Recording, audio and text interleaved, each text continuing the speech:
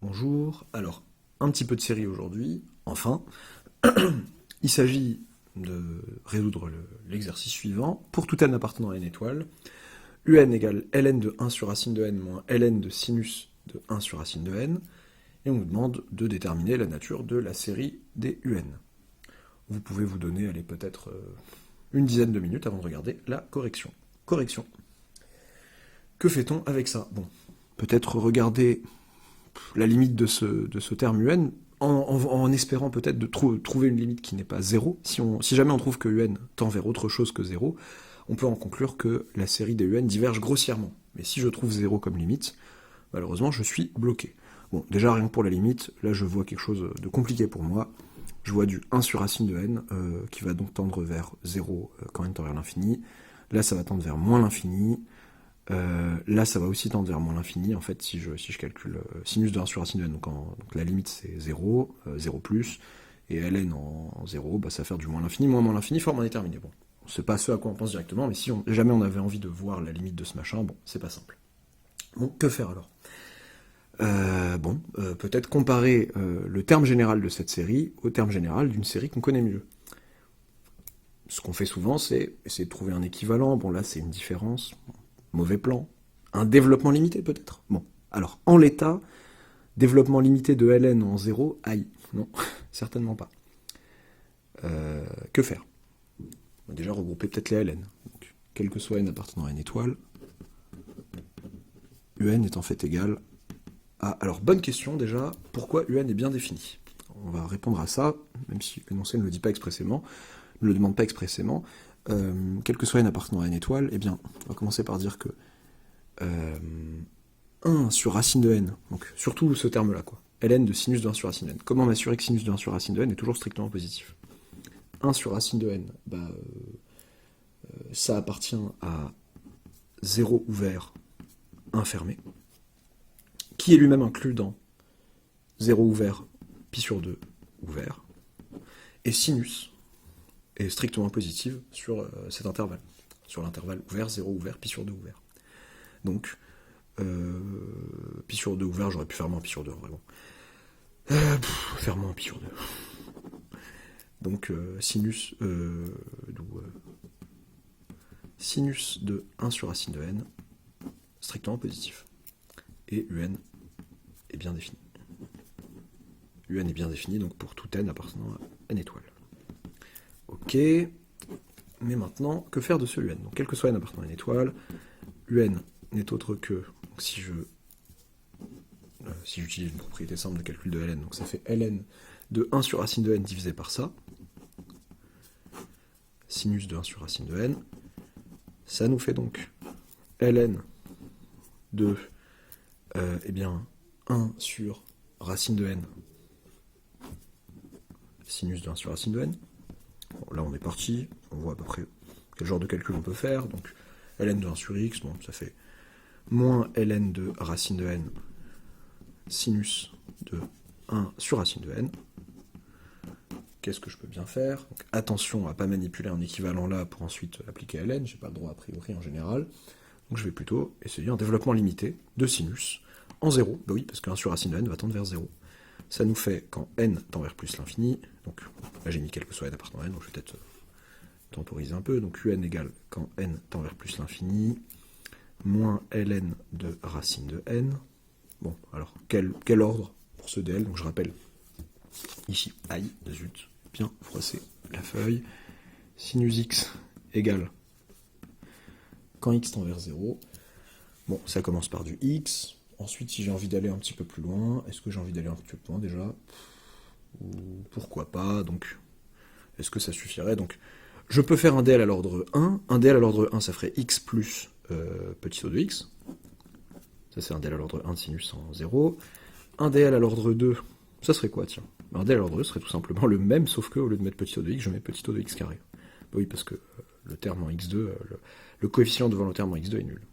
Donc ça serait un dl2. Et enfin, un dl à l'ordre 3. Enfin, bon, je pourrais aller plus loin, mais il me semble que ce soit largement suffisant. Un dl à l'ordre 3, donc x moins...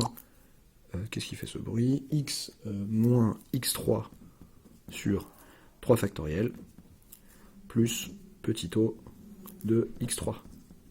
Autrement dit, x moins x3 sur 6 plus petit O de x3. Ok. Ça, c'est un DL à l'ordre 3. Bon.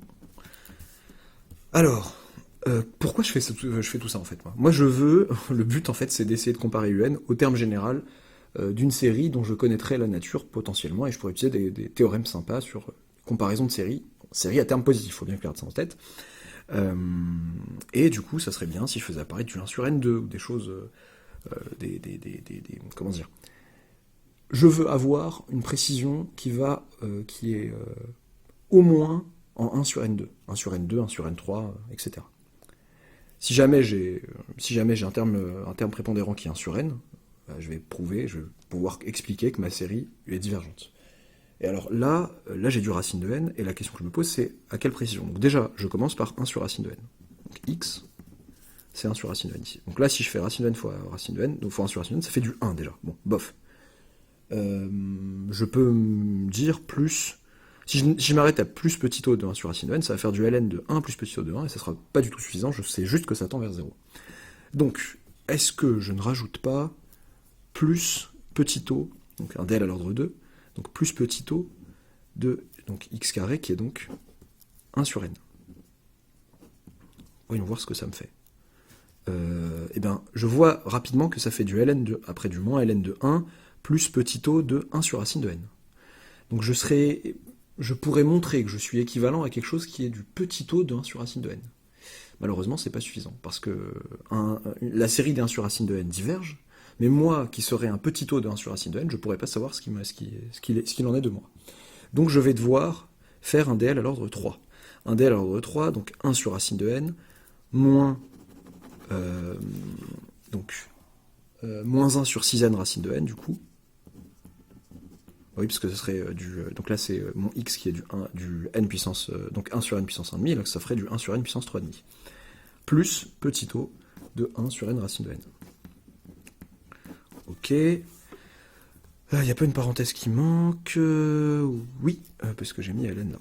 Parfait. Donc, ça me fait ça, et donc ça me fait un qui est égal, quand n tend vers plus l'infini, à moins ln de... Donc, je développe avec le racine de n, donc 1... moins 1 sur 6n plus petit o de 1 sur n. Ok, vous voyez, hop. Et ça, c'est sympathique parce que ça, je sais à quoi c'est équivalent. Ça, j'ai du ln de 1 plus x avec x qui tend vers 0, donc un est équivalent, quand n tend vers plus l'infini, à moins 1 sur 6n. Donc un est équivalent, en fait, à 1 sur 6n quand n tend vers plus l'infini. Ok. Bon. Je sais que la série des 1 sur 6n diverge.